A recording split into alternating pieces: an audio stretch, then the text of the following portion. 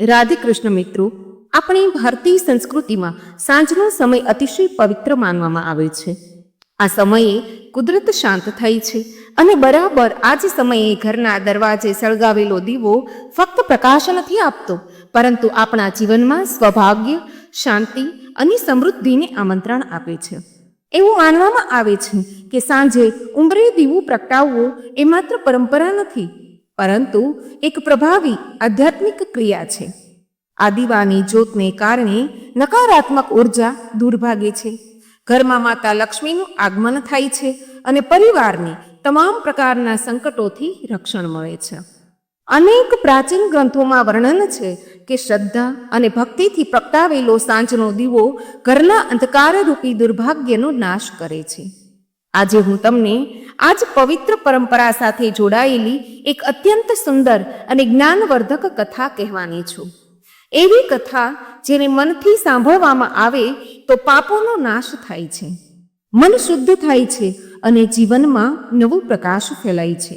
એટલે મિત્રો, આ કથા છેલ્લે સુધી ચોક્કસ સાંભળજો, કારણ કે આ કથામાં આપેલો બોધ તમારે જીવનમાં સકારાત્મક પરિવર્તન લાવી શકે તે પહેલાં એક નાનકડી વિનંતી છે. આ વિડીયોને લાઈક કરી, શેર કરી, કમેન્ટમાં જય માતાજી અવશ્ય લખજો અને અમારી ચેનલ વ્રત સાધનાને સબસ્ક્રાઈબ કરી લેજો, જેથી કરીને આવા જ અવનવા વિડીયો આપને મળતા રહે. ધન્યવાદ. તો ચાલો મિત્રો, શરૂ કરીએ સાંજની દીવાની આ અદ્ભુત કથા. એક સાંજની વાત છે. દેવર્ષિ નારદ આકાશ માર્ગે વિહાર કરી રહ્યા હતા, ત્યારે ભગવાન શ્રી કૃષ્ણના વૈકુંઠ લોકમાં પહોંચ્યા. વૈકુંઠના દ્વારે પહોંચતા જ નારદ મુનિએ મંદ સ્વરમાં મધુર નારાયણ નારાયણનો જાપ કર્યો. ભગવાન શ્રી કૃષ્ણએ હસતા મુખે તેમનું સ્વાગત કર્યું. નારદ મુનિએ પ્રણામ કરીને નમ્રતાથી પૂછ્યું કે હે પ્રભુ, જગતના પાલનહાર, હું એક જિજ્ઞાસા લઈને આપની શરણે આવ્યો છું. પૃથ્વી પર મેં જોયું કે લોકો સાંજે પોતાના ઘરના મુખ્ય દ્વાર પર દીવો પ્રગટાવે છે. એવું કહેવાય છે કે આમ કરવાથી માતા લક્ષ્મી પ્રસન્ન થાય છે અને ઘરમાં સુખ સમૃદ્ધિ લાવે છે. કૃપા કરીને જણાવો કે સાંજના સમયે દ્વાર પર દીવો લગાવવાથી ખરેખર કયું ફળ મળે છે? ભગવાન શ્રી કૃષ્ણએ સૌમ્ય હાસ્ય સાથે ઉત્તર આપ્યો. દેવર્ષિ નારદ, તમારો પ્રશ્ન અત્યંત ઉત્તમ અને લોક કલ્યાણકારી છે. સાંજનો દીવો ફક્ત પ્રકાશ આપવા માટે નથી હોતો, પરંતુ તે ભક્તિ અને જ્ઞાનની જ્યોત છે, જે અજ્ઞાનના અંધકારને દૂર કરે છે. જ્યાં સાંજના સમયે શ્રદ્ધાથી દીવો પ્રગટાવવામાં આવે છે, ત્યાં નકારાત્મકતા દૂર રહે છે અને માતા મહાલક્ષ્મીની કૃપા સદાય બની રહે છે. આ રહસ્ય બરાબર સમજવા માટે હું તમને એક કથા સંભળાવું છું. તમે ધ્યાનથી સાંભળો. ભગવાન શ્રી કૃષ્ણ કથા કહેવાનું શરૂ કરે છે અને નારદ ઉત્સુકતાથી સાંભળવા લાગે છે. ઘણા સમય પહેલાની વાત છે. પૃથ્વી પર વિમલપુર નામનું એક પ્રાચીન નગર હતું. તે નગરમાં નિરંજન નામના એક પ્રસિદ્ધ અને ધનાઢ્ય વેપારી રહેતા હતા. નિરંજન દૂર દૂર સુધી પોતાના વેપાર અને સમૃદ્ધિ માટે વિખ્યાત હતા. તેમના મોટા ઘરમાં ધન ધાન્યની કોઈ કમી ન હતી. નોકર, ચાકર, હાથી, ઘોડા, રત્ન ઝવેરાત જેવું તમામ પ્રકારનું ઐશ્વર્ય નિરંજન પાસે હતું. નગરમાં સૌ કોઈ તેમનું સન્માન કરતા હતા. નિરંજનની પત્નીનું નામ સૃષ્ટિ હતું. પોતાના નામ પ્રમાણે સૃષ્ટિ અતિશય બુદ્ધિમાન, ધર્મપરાયણ અને દયાળુ હૃદયની સ્ત્રી હતી. અપાર સંપત્તિની સ્વામીની હોવા છતાં તેનામાં અહંકારનો અંશ પણ ન હતો. સૃષ્ટિ દરરોજ સવારે સ્નાન કરીને ભગવાનની પૂજા કરતી અને ભૂખ્યાને અન્નદાન પણ કરતી. સાંજ પડતા જ તે ઈશ્વરનું સ્મરણ કરીને દીવો પ્રગટાવતી હતી. તે ઘરના મંદિરમાં દીવો કરતી અને સાંજે ઘરના મુખ્ય દરવાજે પણ એક દીવો ચોક્કસ રાખતી. દરરોજ સાંજે સૂર્યાસ્ત થતાં જ સૃષ્ટિનું આંગણું ગાયના છાણ પાણીથી લીપીને સ્વચ્છ કરતી. તુલસીના ક્યારા પાસે રંગોળી બનાવીને એક નાના બાજોટ પર દીવો રાખતી. દીવામાં ઘી નાખીને રૂની વાટ બનાવી તે દીવાને પ્રેમથી પ્રગટાવતી. સાંજની સોનેરી આભા ફેલાતા જ સૃષ્ટિના દ્વાર પર રહેલા એ દીવાની જ્યોત અંધકારને ચીરીને દૂર સુધી દેખાતી. એ કોમળ પ્રકાશથી ઘરનું વાતાવરણ એકદમ પવિત્ર લાગતું હતું. એક સાંજે સૃષ્ટિ દીવો પ્રગટાવી રહી હતી. નિરંજન ઓસરીમાં બેસીને વેપારના હિસાબમાં મગ્ન હતા. દીવાની ચમક જોઈને નિરંજને મોઢું ઊંચું કરીને પૂછ્યું, સૃષ્ટિ, તું રોજ સાંજે દરવાજે દીવો કરે છે. ઘરના મંદિરમાં દીવો કરવો શું પૂરતું નથી? દરરોજ સાંજે બહાર દીવો રાખવાની શું જરૂર છે? સૃષ્ટિ હસીને બોલી, સ્વામી, મંદિરમાં તો હું દીવો કરું જ છું, પરંતુ શાસ્ત્રોમાં એવું કહેવામાં આવ્યું છે કે સાંજના સમયે મુખ્ય દરવાજે દીવો કરવો અત્યંત શુભ હોય છે. આમ કરવાથી દેવી દેવતાઓ આપણા ઘરમાં આવે છે અને દરિદ્રતા દૂર રહે છે. આ દીપક હું માતા લક્ષ્મીના સ્વાગત માટે પ્રગટાવું છું, જેથી આપણા ઘરે સંપત્તિ અને સૌભાગ્ય સદાય બની રહે. નિરંજને હળવેથી માથું હલાવ્યું અને હસતા હસતા કહ્યું, બરાબર છે, તું તારું ધર્મનું કામ કરતી રહે. ખરેખર તો નિરંજનને આ વાત ઉપર ખાસ વિશ્વાસ ન હતો, પરંતુ તેઓ સૃષ્ટિની ભાવનાઓનો આદર કરતા હતા. સૃષ્ટિએ દીવો પ્રગટાવી દરવાજે રાખી હાથ જોડીને ઈશ્વરને નમસ્કાર કર્યા. નિરંજન પણ પાસે ઊભા રહ્યા. મનમાં થોડી શંકા હોવા છતાં પત્નીની ભાવનાના માન ખાતર તેમણે પણ અજાણતા જ હાથ જોડી દીધા. મંદ પવનમાં દીવાની જ્યોત હળવેથી ડોલી રહી હતી. તે પ્રકાશમાં સૃષ્ટિના ચહેરા પર શાંત તેજ જળજળી રહ્યું હતું. રસ્તેથી પસાર થતા પડોશીઓ તે દીવો જોઈને મનોમન તેના વખાણ કરતા હતા. કોઈ કહેતું કે શેઠાણી કેટલા ધાર્મિક છે, એટલે જ તેમના ઘરે આટલું સુખ વૈભવ છે. કેટલીક વડીલ સ્ત્રીઓ કહેતી કે ખરેખર સાંજે દીવો કરવાથી ઘરમાં લક્ષ્મીનો વાસ થાય છે. સૃષ્ટિ બધાને સારો આદર્શ બતાવી રહી છે. સમય પસાર થઈ રહ્યો હતો. નિરંજનનો વેપાર સરસ ચાલતો હતો અને ઘરમાં સુખ શાંતિ હતી. સૃષ્ટિ હંમેશની જેમ પૂજા પાઠ અને સાંજનો દીવો પ્રગટાવવામાં તત્પર રહેતી. પરંતુ માણસનું આયુષ્ય હંમેશા એક સરખું નથી ચાલતું. થોડા મહિનાઓ પછી અચાનક એક આપત્તિ આવી પડી. એક દિવસ નિરંજનને દૂર દેશમાંથી સમાચાર મળ્યા કે વ્યાપાર માટે મોકલેલા માલથી ભરેલા તેમના જહાજો ભયંકર વાવાઝોડામાં ફસાઈ ગયા છે.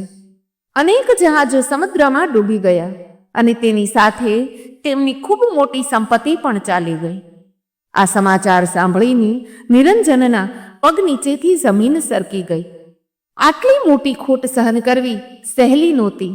તે સાથે નિરંજન અતિશય વ્યથિત અવસ્થામાં ઘરે પાછા આવ્યા. સૃષ્ટિએ રોજની જેમ દરવાજે દીવો કર્યો હતો. પતિને ઉદાસ જોઈને તેમણે પૂછ્યું કે સ્વામી, તમે આટલા વ્યથિત કેમ દેખાઓ છો? શું થયું? નિરંજન ભારે અવાજે બોલ્યા, આપણા વેપારને બહુ મોટો ફટકો પડ્યો છે. સમુદ્રના તોફાનમાં મારા અનેક જહાજો ડૂબી ગયા અને તેની સાથે આપણી અઢળક સંપત્તિ પણ જતી રહી. એમ કહેતા કહેતા તેમનું ગળું ભરાઈ આવ્યું અને ચહેરા પર ચિંતાની રેખાઓ સ્પષ્ટ દેખાવા લાગી. સૃષ્ટિએ ધીરજથી તેમના ખંભા પર હાથ રાખ્યો. તે બોલી, સ્વામી, ધીરજ રાખો. બધું ભગવાનની ઈચ્છાથી જ થાય છે. કદાચ પરમેશ્વર આપણી પરીક્ષા લેતા હશે. આવા કઠિન પ્રસંગે આપણે ધૈર્ય અને શ્રદ્ધા છોડવા જોઈએ નહીં. સૃષ્ટિએ સંયમથી સમજાવ્યું કે સ્વામી, પરમેશ્વરની લીલા આપણે સમજી શકતા નથી. આજે જે થયું તેમાં પણ ચોક્કસ કંઈક સારું છુપાયેલું હશે. સાંજનો દીવો એ આપણું ધાર્મિક કર્તવ્ય છે. તેને છોડવો જોઈએ નહીં. માતા લક્ષ્મીની કૃપા રહેશે તો આપણે ફરીથી બેઠા થઈશું. નિરંજને ઊંડો નિસાસો નાખતા કહ્યું, જોઈએ, આશા રાખીએ કે તું જે કહે છે તે સાચું પડે. તે રાત્રે બંને ઈશ્વરના ચરણે પ્રાર્થના કરી કે આ વિપત્તિ જલ્દી ટળે, પરંતુ દુર્ભાગ્ય અહીં જ ન અટક્યું. ત્યાર પછીના થોડા અઠવાડિયાઓમાં એક પછી એક સંકટો આવવા લાગ્યા. નિરંજનનો મુખ્ય વ્યવસાય પણ મંદીમાં આવી ગયો. તેમના એક ગોદામમાં અચાનક આગ લાગતા બધું બળીને રાખ થઈ ગયું. જેમણે તેમની પાસેથી ઉધાર લીધું હતું તેમને પૈસા પાછા આપવામાં આનાકાની શરૂ કરી. જે વેપારી ક્યારેક શહેરનો સૌથી ધનિક હતો તે હવે દેવાના બોજ નીચે દબાવા લાગ્યો. આ ઘટનાઓથી નિરંજન અંદરથી હચમચી ગયું. એક સાંજ સૂર્ય આથમી રહ્યો હતો અને સૃષ્ટિ હંમેશની જેમ દીવો તૈયાર કરી રહી હતી. ત્યારે નિરંજન ઘરના આંગણામાં ચિંતાથી આટા મારી રહ્યો હતો. તેમણે જોયું કે સૃષ્ટિ શાંતિથી ઘીનો દીવો પ્રગટાવીને તુલસીની પાસે રાખી રહી છે. આર્થિક તંગીથી નિરંજનનું મન હવે વ્યથિત અને ચીડચીડું થઈ ગયું હતું. થોડા કડવા અવાજે તેમણે બૂમ પાડી, સૃષ્ટિ, હવે બસ કર. રોજ રોજ આટલું ઘી દીવાઓમાં નાખીશ નહીં. પરિસ્થિતિ તો જો, આપણી પાસે જે હતું તે પણ જતું રહ્યું છે. હવે નકામો ખર્ચો પોસાય તેમ નથી. સૃષ્ટિપતિના અવાજની કડવાશ પારખી ગઈ હતી. તે નમ્રતાથી બોલી, સ્વામી, આ નકામો ખર્ચો નથી, પરંતુ પૂંજાનો ભાગ છે. સાંજનો દીવો આપણે ગમે તેમ કરીને પ્રગટાવવો જ જોઈએ, નહીતર કંઈક અશુભ થઈ શકે છે. હું નથી ઈચ્છતી કે માતા લક્ષ્મી કે નારાયણ આપણા પર રૂઠે. આ તો આપણી શ્રદ્ધાનો દીપક છે. નિરંજન થોડો ગુસ્સે થઈને બોલ્યો, માતા લક્ષ્મીને રૂઠવું જ હોત તો પહેલા જ ન રૂઠી ગયા હોત. આટલી બધી દુર્ઘટનાઓ ઘટી, હવે રૂઠવામાં બાકી શું રહ્યું છે?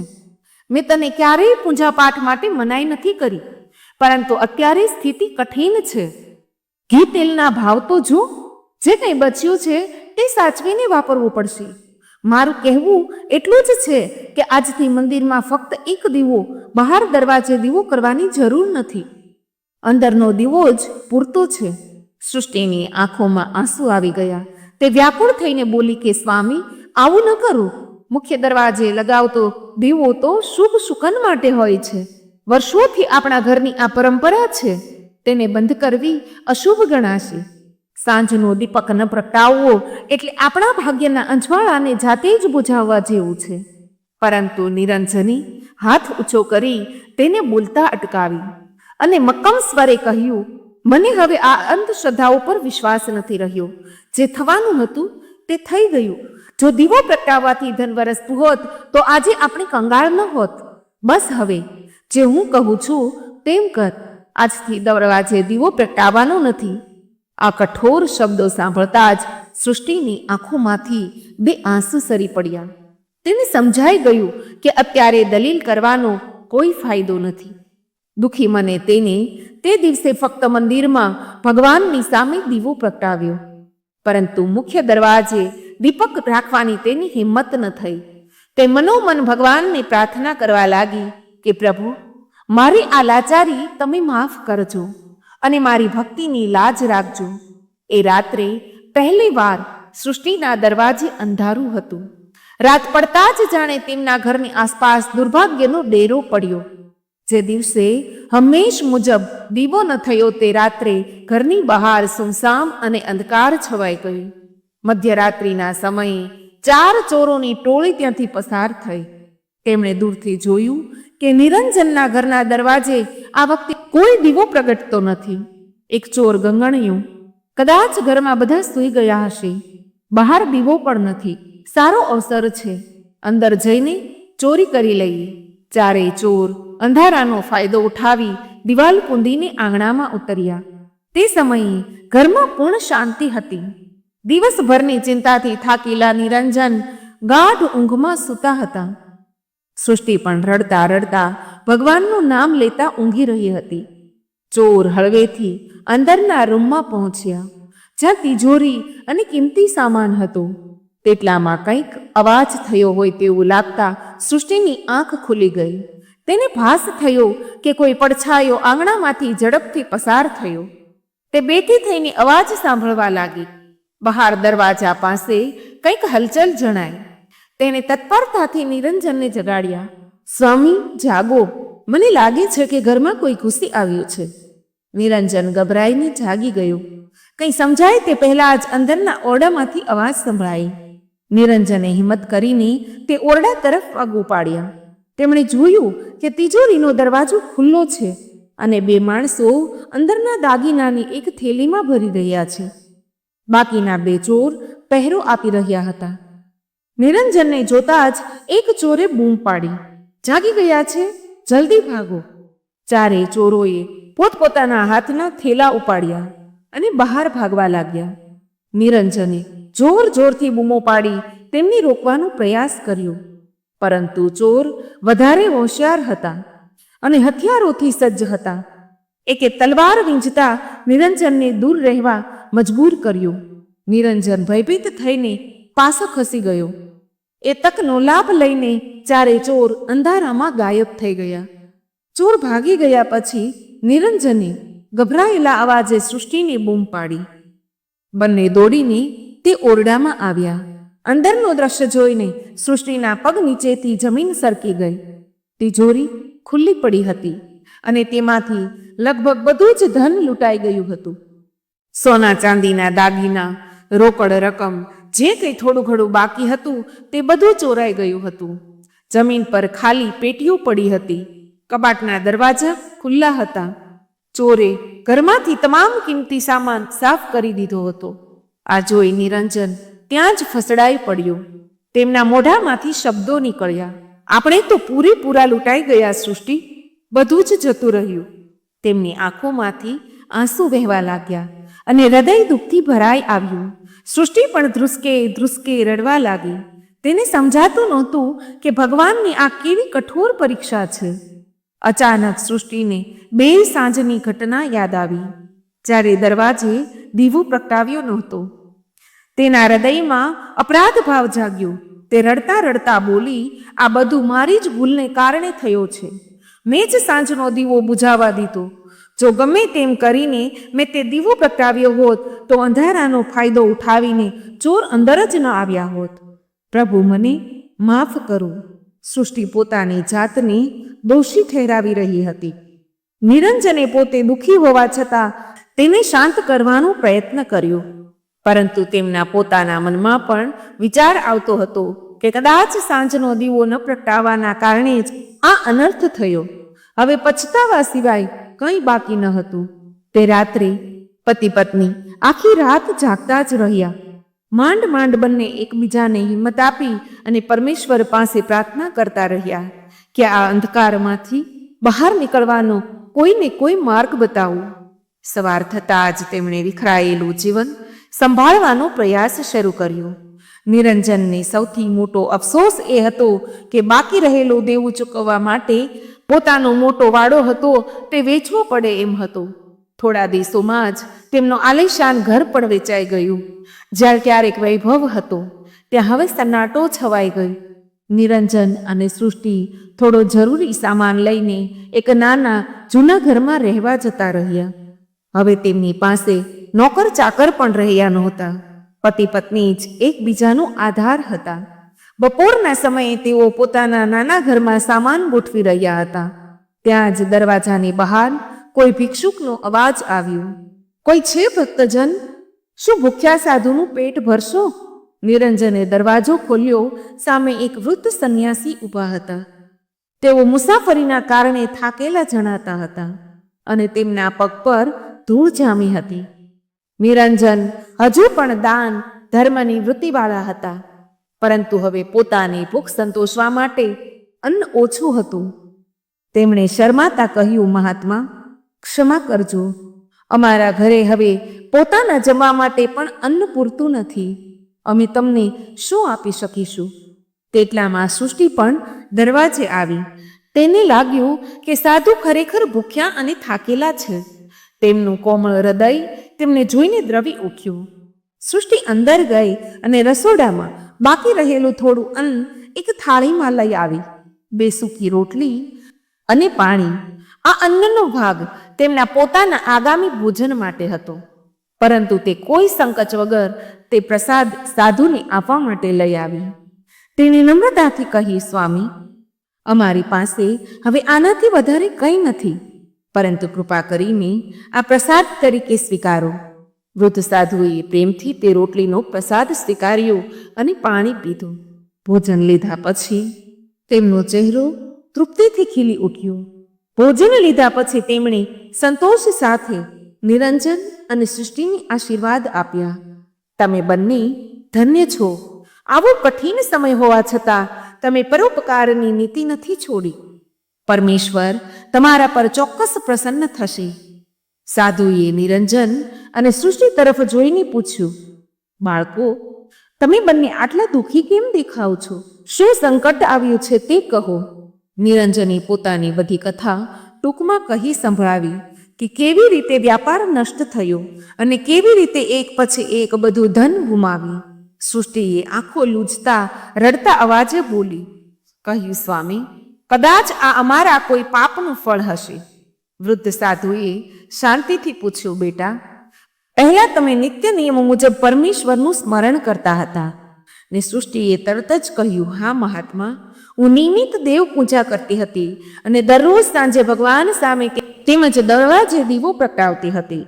પરંતુ તે સહેજ અટકી ગયો અને પછી બોલી, પરંતુ એક કમનસીબ દિવસે પરિસ્થિતિના અભાવે દરવાજે દીપક ન પ્રગટાવી શકી અને તે જ રાત્રે અમારું બધું લૂંટાઈ ગયું. સાધુએ ગંભીરતાથી માથું હલાવ્યું. તેઓ ધીમા અવાજે બોલ્યા કે સાંજનો દીવો ખૂબ જ મહત્વનો છે. દીકરી, તે ફક્ત તેલ ઘીથી સળગતી વાટ નથી, પરંતુ ઈશ્વરને આમંત્રણ આપતો પવિત્ર અગ્નિ છે. જે ઘરના દરવાજે સાંજે દીવો પ્રગટાવે છે ત્યાં અંધકાર અને દુર્ભાગ્ય ટકી નથી શકતા. કદાચ તમારી શ્રદ્ધા તપાસવા માટે જ પરમેશ્વરે આ લીલા રચી હશે.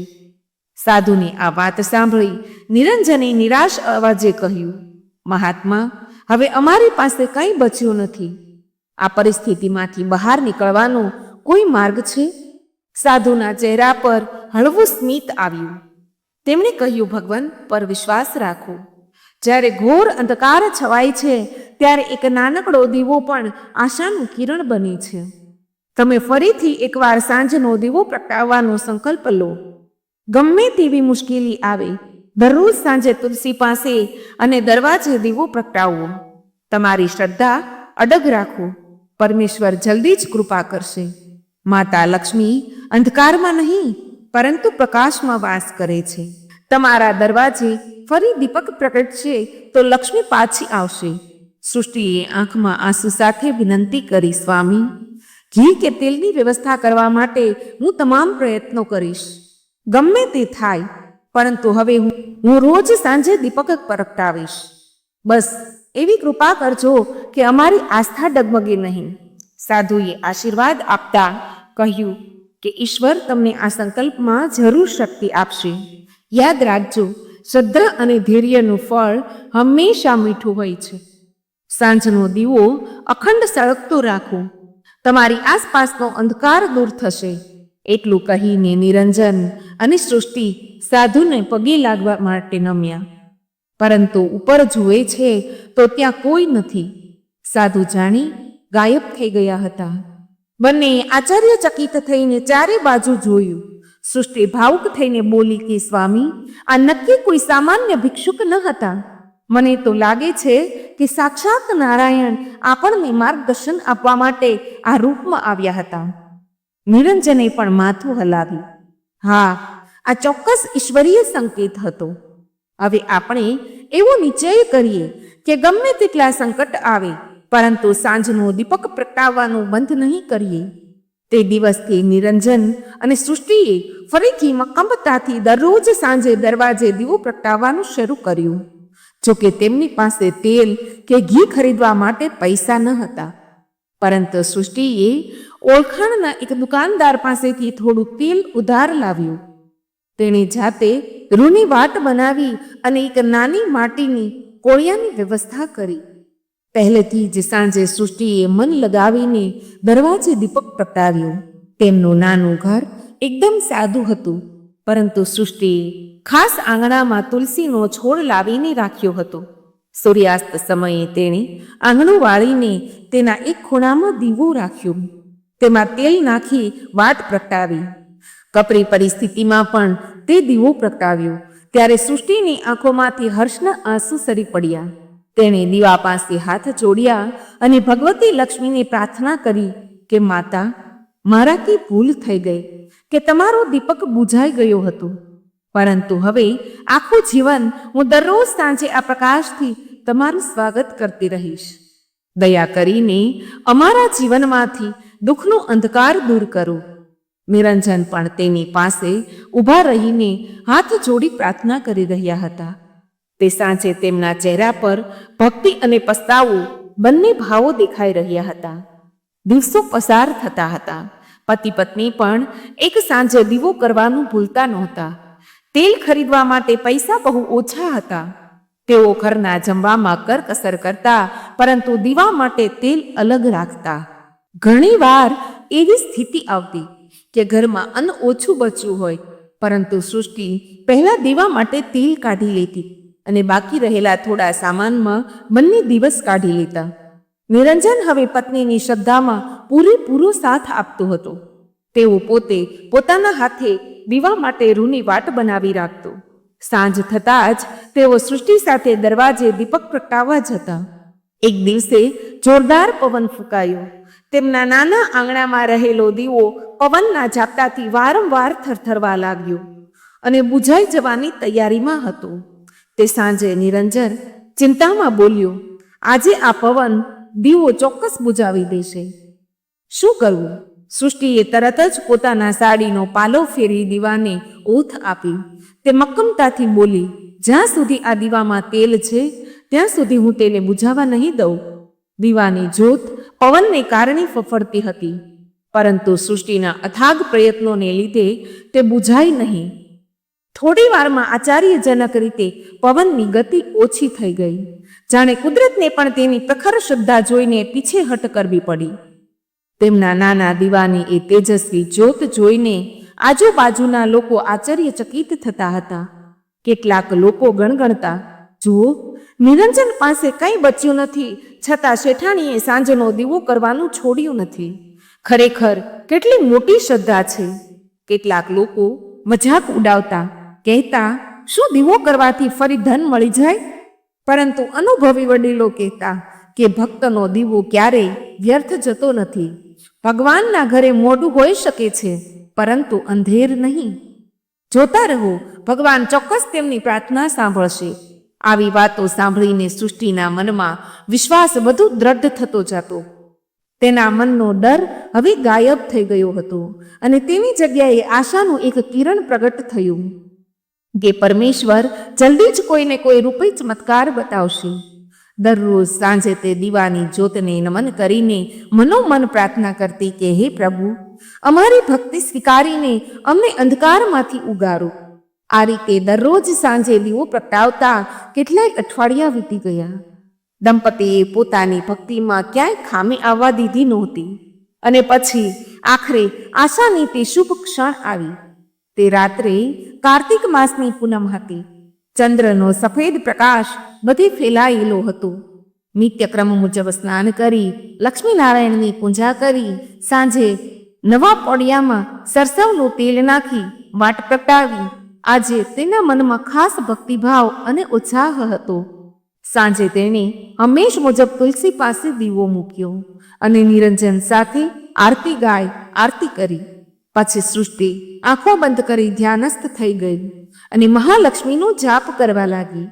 એકલામાં એક મંદ સુગંધિત પવન ફૂંકાયો. દીવાની જ્યોત તેજસ્વી થઈ અને ઊંચે સુધી જવા લાગી. સૃષ્ટિએ આશ્ચર્યથી આંખો ખોલી તો તુલસીની આસપાસ એક દિવ્ય તેજ ફેલાયેલું દેખાયું. તે પ્રકાશના કેન્દ્રમાં એક અદ્ભુત સ્ત્રીનું રૂપ આકાર લઈ રહ્યું હતું. થોડી જ ક્ષણોમાં સુવર્ણ જેવી ક્રાંતિ ધરાવતી એક દેવી સ્પષ્ટ દેખાવા લાગી. તે કમળના પુષ્પ પર ઊભેલી અત્યંત સુંદર સ્ત્રી હતી. તેમની 4 ભુજાઓ હતી. હાથમાં કમળ અને સુવર્ણ કળશ ધારણ કર્યા હતા. તેમના મુંગટમાંથી તેજ નીકળતું હતું અને ચહેરા પર અપાર કરુણાનું સ્મિત હતું. નિરંજન અને સૃષ્ટિ આ અદ્ભુત ચમત્કાર જોઈને સ્તબ્ધ થઈ ગયા. તેમણે તરત જ ઓળખી લીધા કે સાક્ષાત મહાલક્ષ્મી તેમની સામે પ્રગટ થયા છે. બંને ભક્તિભાવથી હાથ જોડી દેવીના ચરણોમાં નતમસ્તક થઈ ગયા. તેમની આંખોમાંથી આનંદના આંસુ વહેવા લાગ્યા. દેવી લક્ષ્મીની ચારે બાજુ પ્રકાશનું વલય હતું. માતા લક્ષ્મીએ મધુર સ્વરે કહ્યું કે વત્સ, ઊભા થાઓ. તમારી દૃઢ શ્રદ્ધા અને ભક્તિથી હું અત્યંત પ્રસન્ન થઈ છું. પરીક્ષાના સમયમાં પણ તમે સાંજનો દીવો કરવાનું છોડ્યું નથી. એ જ તમારી ભક્તિની પરાકાષ્ઠા છે. તમારા દ્વારનો અંધકાર દૂર કરવા માટે હું પોતે આવી છું. દેવીની વાણી સાંભળી નિરંજન અને સૃષ્ટિનું હૃદય આનંદથી ભરાઈ ગઈ. સૃષ્ટિએ ગળગળા અવાજે કહ્યું કે માતા, અમે અમારી ભૂલ સુધારવા માટે પૂરો પ્રયત્ન કર્યો છે. હવે તમારી કૃપા દ્રષ્ટિ જોઈએ છે. દેવી લક્ષ્મીજીએ આશીર્વાદની મુદ્રામાં હાથ ઊંચો કર્યો અને કહ્યું, જ્યાં ભક્તજન શ્રદ્ધાથી દરરોજ સાંજે દીવો પ્રગટાવે છે, ત્યાં હું સદાય વાસ કરું છું. હવે તમારા ઘરમાં ફરીથી સમૃદ્ધિ પાછી આવશે. દુઃખનો અંધકાર નાશ પામશે અને સુખનો પ્રકાશ ફેલાશે. આ મારું વરદાન છે. એમ કહીને દેવી લક્ષ્મી પ્રસન્ન હાસ્ય કરી અંતર ધ્યાન થઈ ગયા. થોડી વાર નિરંજન અને સૃષ્ટિ શૂન્ય અવસ્થામાં ઊભા રહીને જ્યાં દેવીના દર્શન થયા હતા ત્યાં જોતા રહ્યા. પછી બંને એકબીજાની સામું જોયું. તેમનું હૃદય કૃતજ્ઞતા અને આનંદથી ભરાઈ ગયું હતું. તે બંને તરત જ ઘરના મંદિરમાં ગયા અને ભગવાનનો આભાર માનવા લાગ્યા. સવાર પડતા જ દેવીના વરદાનની પહેલી ઝલક જોવા મળી. સૂર્યોદયના સમયે રાજ દરબારના કેટલાક ઘોડેસવારો નિરંજનના દરવાજે આવીને ઊભા રહ્યા. સિપાહીઓએ અવાજ દીધો, અહીં નિરંજન રહે છે? નિરંજન બહાર આવ્યા અને હા પાડી. સૈનિકોએ 2 ટોપલા અને એક નાની પેટી નીચે ઉતારી. રાજદૂતે ઘોષણા કરી કે થોડા દિવસો પહેલા તમારા ઘરે જે ચોરી થઈ હતી તે ચોરો અમારા સૈનિકોના હાથે ઝડપાઈ ગયા છે. તેમની પાસેથી જપ્ત કરેલું તમારું ધન અને બધો સામાન પાછો લાવવામાં આવ્યો છે. મહારાજની આજ્ઞા મુજબ અમે આ બધું તમને સોંપી રહ્યા છીએ. એટલું જ નહીં, તમારા નુકસાનના વળતર તરીકે રાજકોષમાંથી મદદ જાહેર કરવામાં આવી છે. આ સાંભળી નિરંજન અચંબિત થઈ ગયા. ચોરાયેલી સંપત્તિ પાછી ફરી ક્યારે જોવા મળશે એવી એમની આશા પણ ન હતી.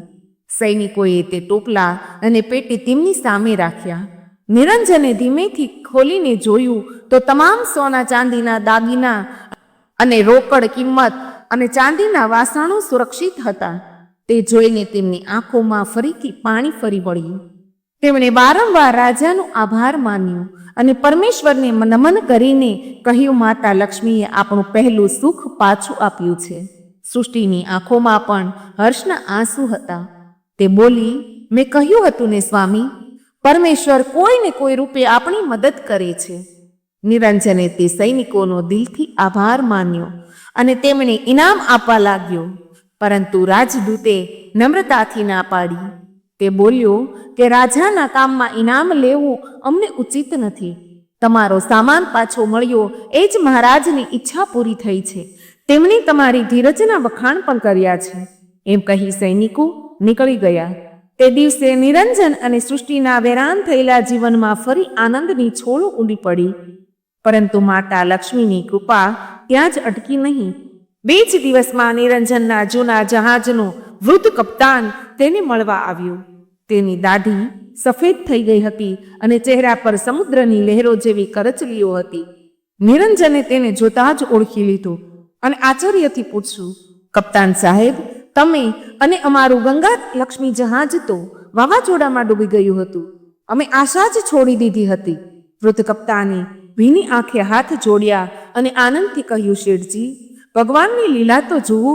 આપણું જહાજ વાવાઝોડામાં પૂરેપૂરું નષ્ટ નહોતું થયું, ફક્ત તૂટી ગયું હતું. પ્રચંડ મોજાઓ અમને એક અજાણ્યા ટાપુ પર લઈ ગયા. ત્યાંના રાજાએ અમને બચાવ્યા અને જહાજનું સમારકામ કરાવી આપ્યું. તેના બદલામાં અમે તેમના જહાજને તેમના રાજ્યના બંદર સુધી સુરક્ષિત પહોંચાડી દીધું. આપણા માલનો થોડો ભાગ વાવાઝોડામાં ગયો, પરંતુ બાકીનો માલ તે ટાપુ પર ઊંચા ભાવે વેચાયો. તે રાજાને તમારા પ્રમાણિક વેપાર પર ગર્વ થયું અને તેમણે તમને ઇનામ તરીકે સોનાના સિક્કા અને કિંમતી હીરા માણિક આપ્યા છે. હું તે વ્યવહારનો હિસાબ અને આ તમારા રત્ન સિક્કા લઈને જ આવ્યો છું. આપણું ગંગા લક્ષ્મી જહાજ સહી સલામત પાછું આવ્યું છે અને બંદરે ઊભું છે. આ સાંભળીને નિરંજનના આનંદનો પાર ન રહ્યો. તેમણે ભાવુક થઈને કપ્તાનને ગળે લગાડ્યા અને આંખમાંથી આંસુ વહેવા લાગ્યા. તેઓ પરમેશ્વરનું નામ લઈને ફરીને આભાર માનતા હતા. સૃષ્ટિ પણ અત્યંત ખુશ થઈ ગઈ. એણે તરત જ ભગવાનને વંદન કર્યા અને સંતોષ સાથે કહ્યું, માતા લક્ષ્મીની કૃપાથી આપણું બધું પાછું મળ્યું. અતિશય ઓછા સમયમાં નિરંજને પોતાનું જૂનું આલિશાનવાળું ઘર ફરીથી ખરીદી લીધું અને તેને પહેલા કરતાં પણ વધુ શણગાર્યું. તેમના હાથમાં હવે પહેલા કરતાં પણ વધુ ધન જમા થયું હતું.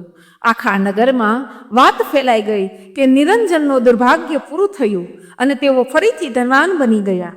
જે લોકો થોડા સમય પહેલા તેમને તુચ્છ ગણતા હતા તેઓ પણ હવે માન સન્માન સાથે આવવા લાગ્યા. માત્ર આટલા ઉતાર ચઢાવ પછી પણ નિરંજન અને સૃષ્ટિના સ્વભાવમાં અહંકારનો અંશ પણ ન આવ્યો. ઉલટાનું તેઓ પહેલા કરતાં પણ વધુ નમ્ર અને ભગવાન પ્રત્યે કૃતજ્ઞ બન્યા. તેમણે નિશ્ચય કર્યો કે હવે તેઓ આખી જિંદગી સાંજે મુખ્ય દરવાજે દીવો પ્રગટાવવાની પરંપરા તોડશે નહીં. ખરેખર તો હવે તેમના ઘરે રોજ વધુ દીપક પ્રગટાવવા લાગ્યા. વિશેષ પ્રસંગોએ તેઓ ઘરના મંદિરમાં અને આંગણામાં સેકન્ડો દીવાઓ પ્રગટાવતા. તે વર્ષની દિવાળીમાં તેમણે આખો વાડો અસંખ્ય દીવાઓથી માળાઓથી જગમગાવી દીધો. નિરંજન દંપતીએ પોતાના આનંદમાં બીજાને સહભાગી કરવા માટે જરૂરિયાતમંદ લોકોને ઉદારતાથી અન્ન, વસ્ત્ર અને ધનનું દાન કર્યું. નગરના સૌ કોઈએ આ અદ્ભુત પ્રસંગ જોઈને સાંજના દીવાની મહિમા પોતે અનુભવી હોવાની ભાવના વ્યક્ત કરી. વડીલો કહેવા લાગ્યા, જુઓ, સાંજનો દીપક પ્રગટાવવો કેટલો ફળદાયી હોય છે. ભગવાને ભક્તોની લાજ રાખી. આપણે પણ આમાંથી બોધ લેવો જોઈએ. ખરેખર તે ઘટના પછી નગરના મોટા ભાગના ઘરોમાં સાંજે દરવાજે દીવો કરવાની પ્રથા વધુ કડક રીતે પાડવામાં આવી. નિરંજન પોતાના અનુભવમાંથી શીખેલો પાઠ બીજાને કહેતો હતો. જે કોઈ તેમને પૂછતું કે તમે ફરીથી આટલા ભાગ્યશાળી કેવી રીતે બન્યા, તેઓ એક જ જવાબ આપતા કે ભગવાનની કૃપા અને સાંજના દીવાનો ચમત્કાર. સાંજ પડતા જ ભગવાન સામે અને આંગણામાં દરવાજે દીવો ચોક્કસ કરો. જુઓ માતા લક્ષ્મીની કૃપા તમારા પર કેવી વરસે છે. લોકો શ્રદ્ધાથી તેમની વાત માનતા અને આ સરળ ઉપાય અપનાવવા લાગ્યા. આટલું કહીને ભગવાન શ્રી કૃષ્ણે પોતાની કથા સમાપ્ત કરી. નારદ મુનિ, જે અત્યંત તન્મયતાથી આ લીલા સાંભળી રહ્યા હતા, તેઓ ભાવ વિભોર થઈ ગયા. તેમણે ભક્તિભાવથી હાથ જોડ્યા અને બોલ્યા કે હે પ્રભુ, તમારી લીલા કેટલી અદ્ભુત છે. હવે મને સાંજે દીવો કરવાનું સાચું મહત્વ સમજાયું. જે કોઈ સાંજના સમયે દરવાજે શ્રદ્ધાથી દીવો કરે છે તેના પર માતા લક્ષ્મીની અપરંપાર કૃપા થાય છે અને તેના ઘરમાં સુખ અને સમૃદ્ધિ આવે છે. આપના મુખેથી આ પાવન કથા સાંભળવાનું સૌભાગ્ય પણ મને મળ્યું. શ્રી કૃષ્ણ ભગવાન કહે છે કે હે દેવર્ષિ, આજ તો તે પ્રશ્નનો ઉત્તર છે. સાંજનો દીવો માત્ર અંધકાર જ દૂર નથી કરતું, પરંતુ જીવનના દુઃખોનો અંધકાર પણ મિટાવે છે. આ દીવો એટલે ભક્ત અને ભગવાન વચ્ચેનો એક પ્રકાશ સેતુ છે. જે મનુષ્ય નિષ્ઠાથી સાંજ સમયે પોતાના દરવાજે દીવો પ્રગટાવશે તેનું રક્ષણ હું કરીશ. તેના ઘરમાં સુખ અને સમૃદ્ધિ રહેશે. નારદ મુનિ હર્ષિત થઈ ગયા. તેઓ બોલ્યા કે હે પ્રભુ, હું આ અમૃતમય કથા ત્રણેય લોકમાં ચોક્કસ ફેલાવીશ, જેથી બધાને સાંજે દીવો પ્રગટાવવાનું મહત્વ સમજાય. તેમને નારાયણ નારાયણનો જય ઘોષ કર્યો. ભગવાન શ્રી કૃષ્ણે પ્રેમભર્યા હાસ્ય સાથે નારદજીને આશીર્વાદ આપી વિદાય કર્યા. નારદ મુનિ હૃદયમાં શ્રી હરિનું નામ સ્મરણ કરતા નારાયણ નારાયણ કરતા કરતા આકાશ માર્ગે આગળ નીકળી ગયા. નિરંજન અને સૃષ્ટિની આ કથામાંથી મળેલો સંદેશ દુનિયામાં ફેલાઈ ગયો કે સાંજના સમયે દરવાજે દીવો પ્રગટાવવાથી જીવનમાં પ્રકાશ, સુખ અને સમૃદ્ધિનું આગમન થાય છે. આ રીતે સાંજના દીવાની મહિમા યુગો યુગો સુધી ગાવામાં આવે છે. જો તમને આ કથા પસંદ આવી હોય તો કૃપા કરીને વિડીયોને લાઈક કરી, શેર કરી, કમેન્ટમાં જય લક્ષ્મી માતા અથવા જય માતાજી અથવા જય લક્ષ્મીનારાયણ અવશ્ય લખજો. અને અમારી ચેનલ પર સાધનાની સબસ્ક્રાઈબ કરી લેજો, જેથી કરીને આવા જ અવનવા વિડીયો આપને મળતા રહે. ધન્યવાદ મિત્રો. મારી સાથે કથાના અંત સુધી જોડાઈ રહેવા બદલ આપ સૌનો ખૂબ ખૂબ આભાર. જય શ્રી કૃષ્ણ. રાધે રાધે.